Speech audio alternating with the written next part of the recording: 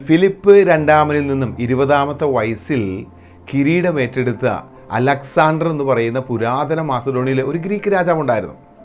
അദ്ദേഹം ലോകരാജ്യങ്ങളെ തൻ്റെ ആ കൈക്കീഴിലേക്ക് കൊണ്ടുവരുവാൻ വളരെ ബദ്ധപ്പാടുകൾ നടത്തുകയും ഏകദേശം അത് സാധ്യമാക്കുകയും നല്ല മധ്യവയസ്സിൽ തന്നെ ഈ ലോകത്ത് നിന്ന് എല്ലാം കീഴടക്കിയതിന് ശേഷം ഒന്നുമില്ലാത്തവനായിട്ട് പോയി. പക്ഷേ അതിനുവേണ്ടി താൻ എടുത്തത് വാളായിരുന്നു. പക്ഷേ യേശു ഒരിക്കലും പറഞ്ഞിട്ടില്ല വാളെടുക്കുന്നവരോട് പറഞ്ഞത് വാളെടുത്താൽ വാളാൽ നശിച്ചു പോകുമെന്ന് പറഞ്ഞു. മാത്രമല്ല യേശു പറഞ്ഞില്ല ഞാൻ റോമാക്കാരെന്നും ആരെയും പിടിവിക്കാമെന്നും. ഇന്നേക്ക് 80 വർഷങ്ങൾക്ക് മുമ്പ് NSDAP എന്ന് പറയുന്ന ഒരു സംഘടന, അല്ലെങ്കിൽ നാസി പാർട്ടി എന്ന് പറയും, അത് രൂപീകരിച്ചുകൊണ്ട് ദേശീയതയെ ഊന്നൽ കൊടുത്തുകൊണ്ടും അപ്പോൾ തന്നെ കമ്മ്യൂണിസ്റ്റുകാർക്കെതിരെയും യഹൂദന്മാർക്കും ജിപ്സികൾ, അതേപോലെ തന്നെ യഹോവ സാക്ഷികൾ, സ്വവർഗ അനുരാഗികൾ, ഇവർക്കെല്ലാം എതിരെ നിന്ന് അവരെ പീഡിപ്പിക്കുകയും കൊല ചെയ്യുകയും ചെയ്ത ഒരു നേതാവുണ്ടായിരുന്നു. തൻ്റെ ഒന്നാം ലോകം രണ്ടാം ലോകം മഹായുദ്ധങ്ങളുടെ ഏകദേശം 5 കോടി ജനങ്ങളെയാണ് ഈ യുദ്ധങ്ങളിലൂടെ ഭൂമിമണ്ഡലത്തിൽ നിന്നും ഉന്മൂലനാശം ചെയ്ത്. അദ്ദേഹത്തിൻ്റെ പേരെല്ലാവർക്കും അറിയാം, അഡോൾഫ് ഹിറ്റ്ലർ. അദ്ദേഹത്തെ പോലെയൊന്നും യേശു യുദ്ധങ്ങൾക്കോ പടവെട്ടി രാജ്യങ്ങളെ കീഴടക്കാനൊന്നും ഒരിക്കൽ പോലും യേശു പറഞ്ഞിട്ടില്ല. ഒടുവിൽ ബെർലിൻ യുദ്ധത്തിലൂടെ ഹിറ്റ്ലർ സ്വയം ജീവൻ വെടിഞ്ഞുവെന്നാണ് ചരിത്രങ്ങൾ പറയുന്നത്. ഒന്നും താൻ നേടിയില്ല, ഒത്തിരി പേരെ താൻ കൊന്നൊടുക്കി. എന്നാൽ വിശുദ്ധ വേദപുസ്തകത്തിൽ ഒരിടത്ത് പോലും ആരെയും കൊല്ലുവാൻ പുതിയ നിയമത്തിൽ യേശു ആഹ്വാനം ചെയ്തിട്ടില്ല. ഫ്രഞ്ച് റിവല്യൂഷണറി വാറിലൂടെ അസാധ്യമായി ഒന്നുമില്ല എന്ന് പറഞ്ഞുകൊണ്ട് ലോക ചരിത്രത്തിലേക്ക് ഇറങ്ങി വന്നൊരു വ്യക്തിയാണ് നെപ്പോളിയൻ ബോണപ്പാർട്ട്. തൻ്റെ അയൽ രാജ്യങ്ങളെ, യൂറോപ്യൻ രാജ്യങ്ങളെല്ലാം തൻ്റെ കൈക്കീഴിലേക്ക് അധീനപ്പെടുത്തണമെന്നുള്ള വാഞ്ചയോടുകൂടെ യുദ്ധങ്ങൾ നടത്തി പല യുദ്ധങ്ങൾ ജയിക്കുകയും എന്നാൽ വാട്ടർലൂ എന്ന യുദ്ധത്തിലൂടെ താൻ ഉന്മൂലനാശനം സംഭവിച്ചതൊക്കെ ചരിത്രത്തിൻ്റെ താളുകളുണ്ട്.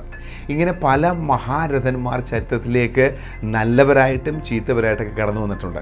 അതുപോലെ തന്നെ നമ്മളെല്ലാവരും ബഹുമാനിക്കുന്ന നമ്മുടെ രാഷ്ട്രപിതാവായിരിക്കുന്ന മഹാത്മാഗാന്ധിജി ഏകദേശം 200 വർഷക്കാലം ഇംഗ്ലണ്ടിൻ്റെ അടിമത്തത്തിലായിരുന്ന നമ്മളെയെല്ലാം രക്ഷിക്കുന്നതിനും വിടുതൽ നൽകുന്നതിനും സ്വാതന്ത്ര്യം നൽകുന്നതിനു വേണ്ടി അഹിംസയുടെ മാർഗങ്ങൾ സ്വീകരിച്ചുകൊണ്ട് ഒത്തിരി സത്യാഗ്രഹങ്ങൾ നടത്തിയിട്ടുണ്ട്.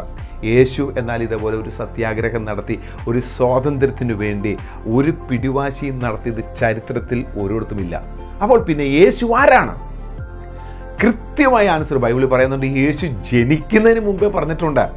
മഹാത്മാഗാന്ധി ജനിക്കുന്നതിനെക്കുറിച്ചോ നെപ്പോളിയൻ ബോണപ്പാർട്ടോ അല്ലെങ്കിൽ ഹിറ്റ്ലറോ അല്ലെങ്കിൽ അലക്സാണ്ടറിനെ കുറിച്ചൊന്നും അവർ ജനിക്കുന്നതിനെക്കുറിച്ച് ഇങ്ങനൊരു വ്യക്തി വരുമെന്നോ രാജ്യങ്ങൾ കീഴടക്കുമെന്നോ ഇന്ന കാര്യങ്ങൾ ചെയ്യുമെന്നൊന്നുമില്ല.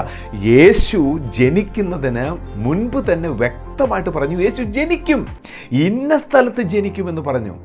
എന്തിനാ ജനിച്ചത്? എന്തിനാ യേശു ഭൂമിയിൽ വന്നത്? യേശു രക്ഷകനാണ്, യേശു രാജാവാണ്, ഒരു സംശയവുമില്ല. യേശു വിമോചകനാണ്. പക്ഷെ നമ്മൾ ഉദ്ദേശിക്കുന്ന രീതിയിലല്ല.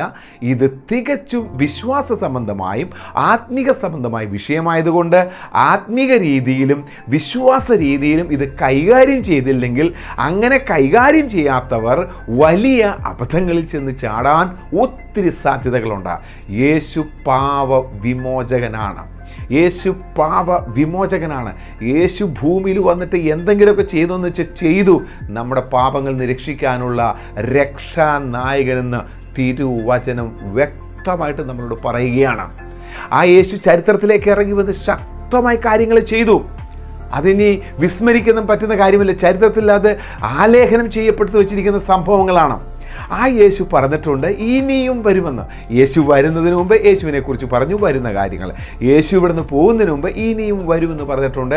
യേശു സ്വർഗത്തിൽ നിന്നും ഇറങ്ങി ആകാശമേഘങ്ങളെ വാഹനമാക്കി ഈ ഭൂമിയിൽ കടന്നു വന്ന് യേശുവിന് വേണ്ടി ജീവിച്ച, യേശുവിന് വേണ്ടി ഹൃദയം കൊടുത്ത, യേശുവിനെ ഹൃദയത്തിൽ അംഗീകരിച്ച് പാപവിമോചനം നേടിയവർക്ക്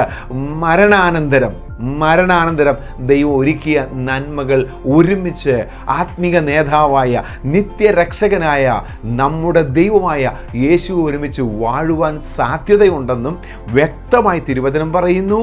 തിരുവചനം നമ്മളെ ചതിക്കുകയില്ല. ലോകത്തിൻ്റെ സിസ്റ്റമല്ല ദൈവത്തിൻ്റെ സിസ്റ്റം എന്നറിയുക. ഈ ആത്മീയ സത്യങ്ങളെ ഈ ധൃതി പിടിച്ച ലോകത്ത് അറിയാതെ പോകരുത്. ഇതിന് വാല്യൂ കൊടുക്കുക, ഇതിന് ശ്രദ്ധ കൊടുക്കുക, ഇതിലേക്ക് വേണ്ട ചുവടുകൾ വെക്കുവാൻ നമ്മുടെ ഭാഗത്തുനിന്ന് വേണ്ട പരിശ്രമങ്ങൾ നിശ്ചയമായും ഉണ്ടാകുകയും ചെയ്യട്ടെ. അതിനായി ദൈവം നമ്മെ സഹായിക്കട്ടെ. Thank you all and God bless you all.